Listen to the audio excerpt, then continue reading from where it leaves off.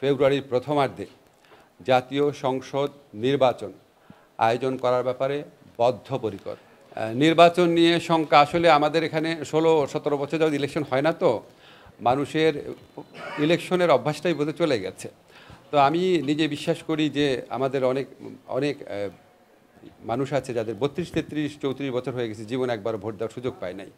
তা আপনারা চিন্তা করেন, প্রায় সম্ভবত অন্তত প্রায় 5 কোটি মানুষ কখনো ভোট দিতে পারে নাই।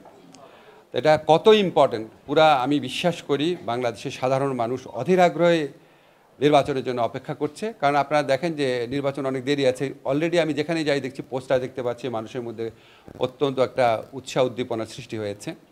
তো নির্বাচন নিয়ে আশঙ্কার কোনো কারণ দেখি না। আমি মনে করি রাজনৈতিক দলগুলো একে অপরের উপর চাপ সৃষ্টি করার জন্য বা আমাদের উপর চাপ সৃষ্টি করার জন্য কিছু কিছু কথা বলেন, আবার কিছু কিছু কথা হয়তো জেনুইনলি বলেন।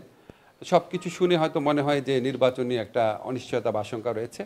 আমি আপনাদেরকে দৃঢ় কণ্ঠে বলতে চাই, আমরা সরকারের পক্ষ থেকে ফেব্রুয়ারির প্রথমার্ধে জাতীয় সংসদ নির্বাচন আয়োজন করার ব্যাপারে বদ্ধপরিকর।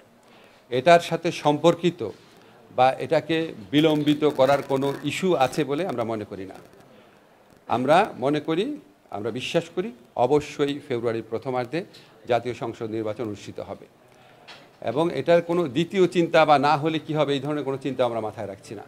এবং আমি পার্সোনালি বিশ্বাস করি আমাদের রাজনৈতিক দলগুলো, ওনারা যে যাই বলুক না কেন, ওভারঅল ওনারা নির্বাচনী রাজনীতি বিশ্বাস করেন, এবং আমরা সরকারের পক্ষ থেকে নির্বাচনে ওনাদের মনে আস্থা সৃষ্টি করার জন্য, ওনাদের একটা আনন্দমুখর পরিবেশ সৃষ্টি করার জন্য আমাদের যা যা করণীয় আমরা সবই করব। ধন্যবাদ। ছোট কোশ্চেন স্যার, সেটা হচ্ছে জামিন হচ্ছে না কোথাও। জামিন দেওয়াটা আসলে শুধু বিচারকের উপর ডিপেন্ড করে না, এটা ডিপেন্ড করে যে পুলিশ কী রিপোর্ট দিচ্ছেন। এখন ধরেন পুলিশ যদি একটা রিপোর্টে বলে সন্দেহভাজন হিসাবে ওনাকে গ্রেফতার করা হয়েছে, তো সেটা তো আপনার জামিন না দেওয়ার যুক্তি থাকে না তখন। কিন্তু যদি বলে যে এখানে উনি এরকম একটা যোগ সাজসে যুক্ত ছিল, বা ওনার ভিডিও ফুটেজে ওনার এটা দেখা গেছে, কণ্ঠ শোনা গেছে, বা অন্য একজন ওনার সম্পর্কে এটা বলেছে, তখন না আপনার বিচারক জামিন দিবে কিনা সেটা নিয়ে দ্বিতীয় চিন্তা করতে পারে। তারপর হচ্ছে আমাদের এখানে যারা আইনজীবী যারা আছেন, ওনাদের একটা ভূমিকা থাকে। এরকম আপনার অনেকগুলো পক্ষ, অনেকগুলো ফ্যাক্টর এখানে জড়িত থাকে।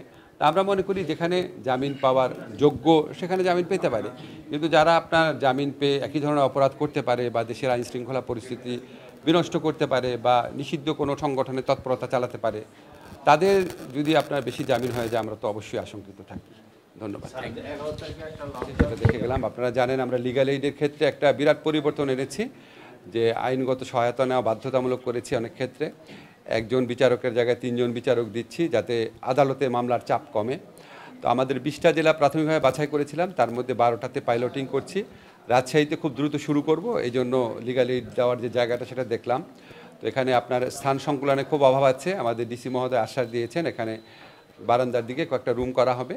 তো আমরা এই আইনগত সংস্কার এগুলি আপনার খুব ইমিডিয়েটলি এটার ইম্প্যাক্ট দেখা যায় না, কিন্তু আলটিমেটলি মানুষের অনেক উপকার হবে, মামলার খরচ ঝামেলা এগুলি খুব কমে যাবে।